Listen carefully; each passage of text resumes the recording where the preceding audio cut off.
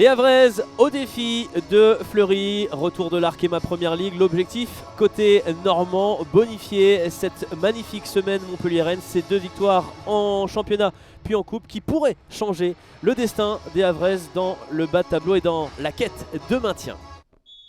Et le FC Fleury 91 qui va tenter de rebondir face au Havre AC après cette sortie prématurée en Coupe de France du côté de l'équipe de Seconde Ligue Toulouse. Les joueuses du FC Fleury qui briguent encore et toujours le top 4 de l'Arkema Première Ligue.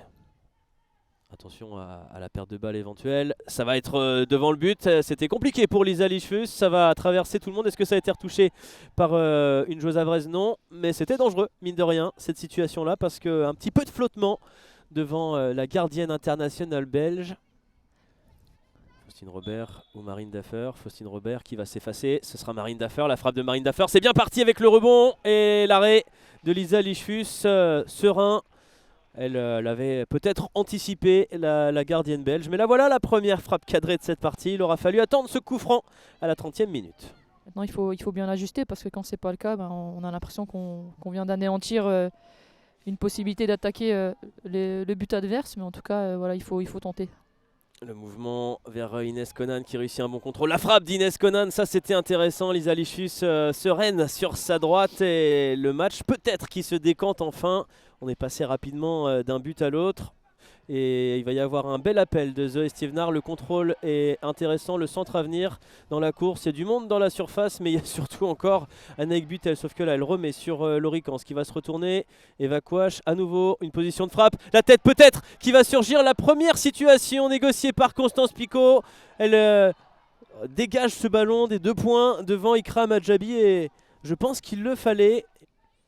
On aura l'occasion d'y revenir parce que on va voir la pause aussi pour cela. Mais voilà, mi-temps ici au Stade Océane, 0-0 entre Le Havre et Fleury. Fleury qui domine légèrement au point, mais elles ne sont pas encore assez tranchantes, les joueuses de Frédéric Bianchelani, pour marquer, pour débloquer le score plus incisif à la récupération du ballon.